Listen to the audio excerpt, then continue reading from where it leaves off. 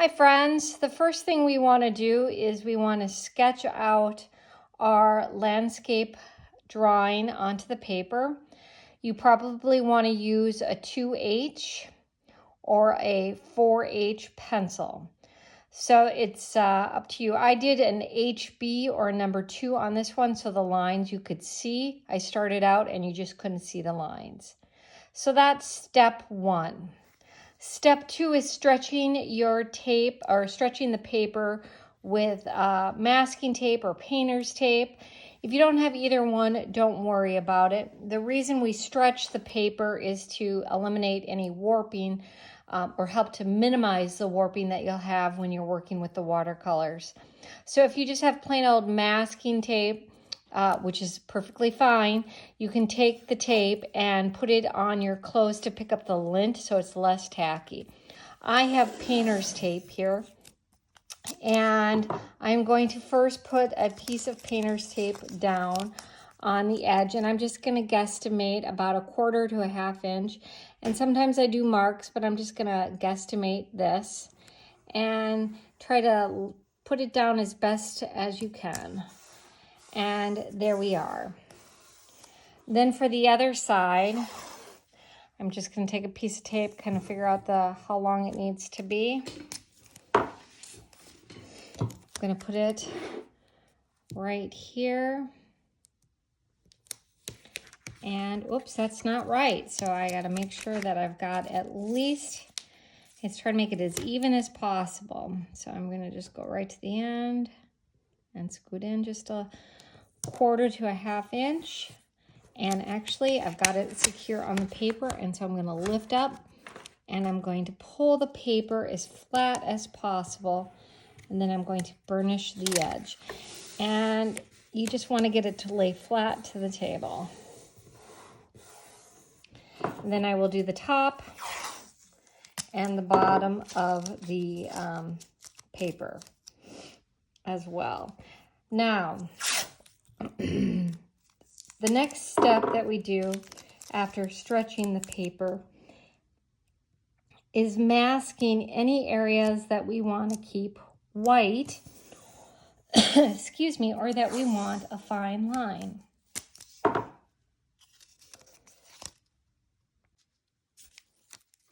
So I'll finish stretching the top here so it's nice and secure to the tabletop. Now, when I mask off different sections, the first thing I want to do is think about what sharp lines do I want to have, and I usually work from the background to the middle ground to the foreground.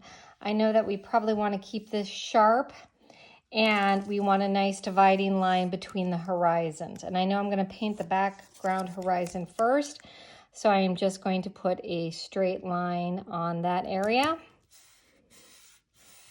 And we'll just pull it across.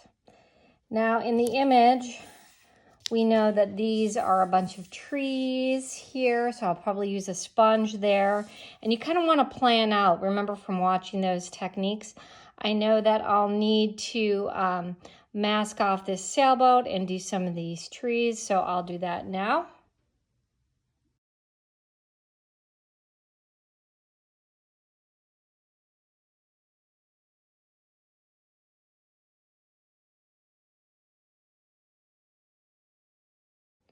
All right, so now I'm going to work on my background, and I know that from my image it had a beautiful, it was just a beautiful blue sky, and I want to do some kind of graded background, and I'm going to just put some clouds in there. So I have put the water inside the watercolors just to moisten them up so they're kind of ready to go. And I'm actually going to pull this blue. I want more of a mixing space, and you can see I have colors just sitting over there, and I never clean out my palette till the very end because I can use those colors if I'm working on a project, and these just pop out just like that. And I want this space for getting my blue just right. So I'm taking my paintbrush here, and I'm just throwing down some water, and I want to figure out what kind of blue I want. And A lot of artists and a lot of painters believe that you never use the color straight out of the tube. You are mixing your colors so you get the right true color to what you're looking at, and that you have the ability to mix some colors. So I want to get enough blue here in there. And then I'm going to grab some of this teal here, and I'm going to throw that in and mix that together. I'm going to add a little bit more blue of this, excuse me, the teal. Mix that together, and I like it a lot. So I'm going to do a graded wash, or wet on wet, and then a graded. So I'm taking a bigger brush, and if you don't, you can just use a regular paintbrush, and I'm going to just lightly put down water on here. And I know that I've got these trees section over here, so I'm not going to put as much water down in that area because we'll be going over that with a sponge for our trees. So now I've taken this blue, I've got that blue that we mixed up, and I'm going to drop it down. And this is where we have to kind of work quickly to get our clouds to happen. Now I am going to take that bigger brush again and just pull it across and just add water to gradate it down. So we get a nice gradation of value.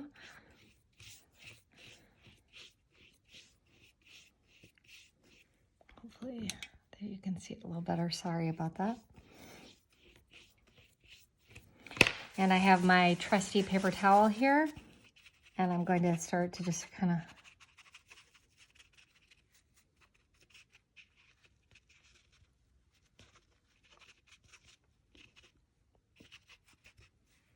put some clouds in. I feel pretty good about this. I do see at the bottom there, I might need to get that, yep, that looks pretty decent.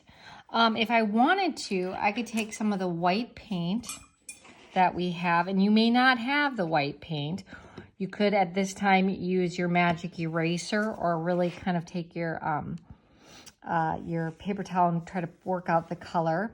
And I didn't work quick enough, so I have some issues, but we're just going to just throw a little white in there.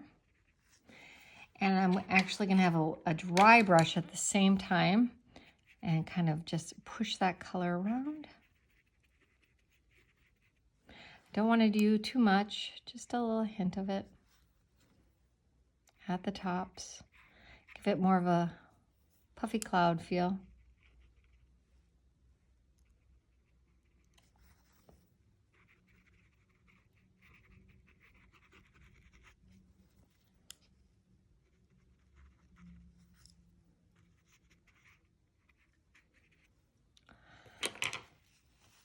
So I've put in the background. It looks pretty good. Now I'm going to go in and I'm going to do the trees and do a little bit of the horizon line.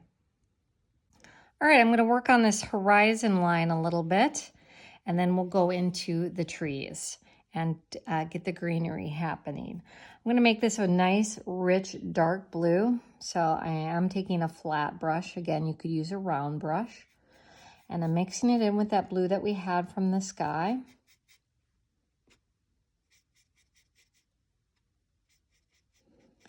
And I happen to have an extra watercolor brush here, but if you go in from one color to another, you don't want to cross-contaminate.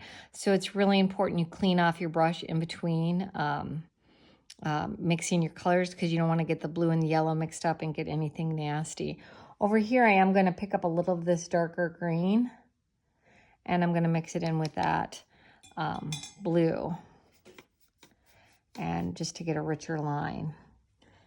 And so now I'm just going to, and I want this to be a little bit more opaque.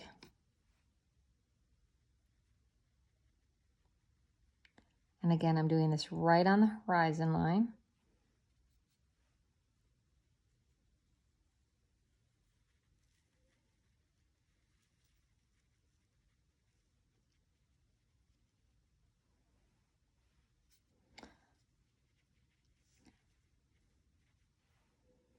I want to go over to that color. It's so tempting.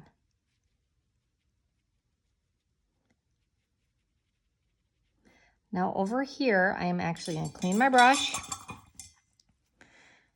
And I am going to use this green from over here, this darker green. And I just want to pick up more of this darker green than the blue. And I'm going to add a hint of that blue. And thinking about my picture, I might want to get some texture in there. So, of these trees. So what I could do is I also want to make my lines a little bit more vertical. There we go. And I am going to take just a little bit of pulling up some color. Now, as this goes through the tree, or this big bunch of trees here, I probably want to work a little bit quicker because my brush is almost becoming a dry brush. It's becoming very thirsty. I can feel the paint drying up, and it's not flowing like it did. So I am going over that. Now I know that there's some lighter elements into that, and I'm going to actually make sure my brush is very clean, and I'm going to grab some yellow. There it goes. I have my brush very nearby because I'm going to drop some colors into this just to add a layer to give that idea of perceived depth. And actually it's blending up pretty good. So I don't really think I need to pull up that color, but I was prepared.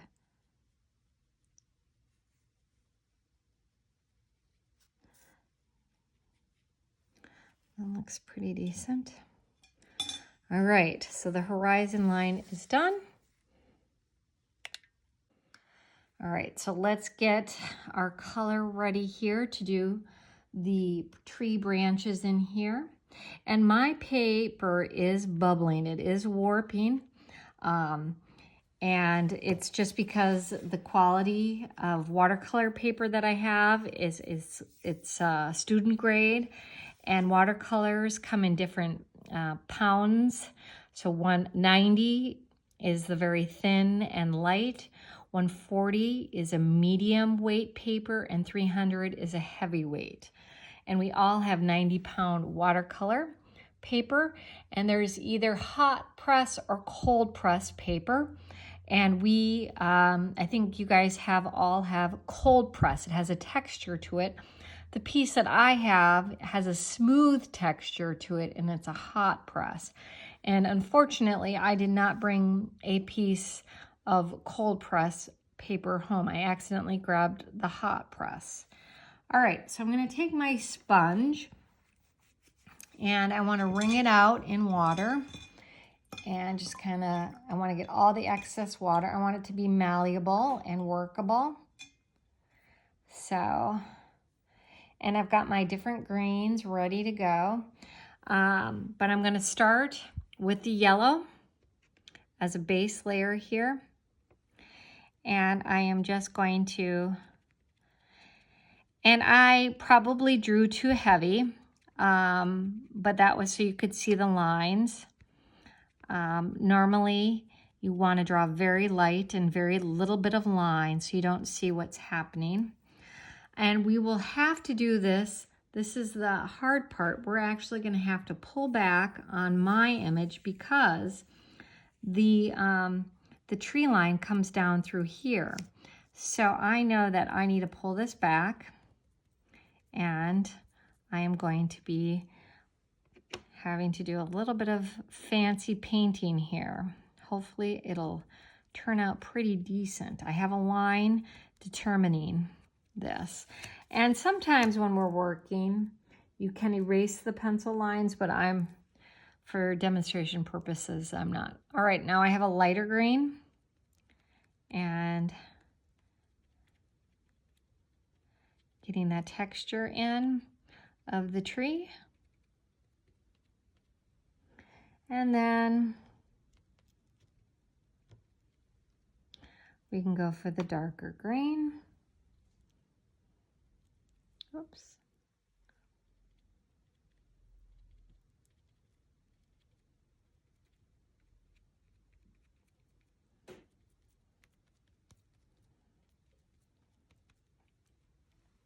All right, so I feel really confident that this is pretty good for now. I probably will have to go in and draw some lines for the tree branches, but I have to be careful because I don't want it to bleed and have some issues.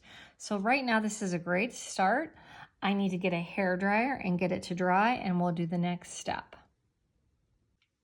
All right, I've taken a hairdryer to it now and it is dry. So I am going to remove this stuff that I have on there, and I'm just slowly peeling it off. And you'll notice I am peeling it off at an angle because if you pull it straight off, you might have a tendency to rip the paper a little bit more. So just want to make sure that I put it at an angle.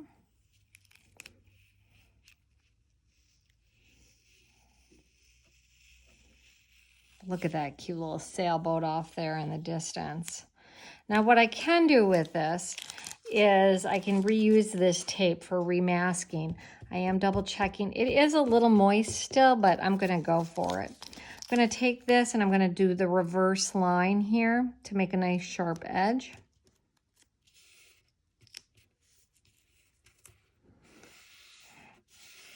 And of course I'm burnishing the edges to make sure that it doesn't bleed through, and bleeding does happen, but we just want to be cautious and pay attention to that. And hopefully I do not rip the paper. So that looks good there. All right, so let's think about this water. And according to my picture, it is a lot darker than the sky. So I want to be mindful of that. The other thing is I'm going to have to do is I'm also going to have to mask off this beach area. So I have this to mask off, and I have those trees, these clump of trees, and I'm just tearing my tape just to give it more of an organic feel. If it's not perfect, I can clean that up in the detail part of working on my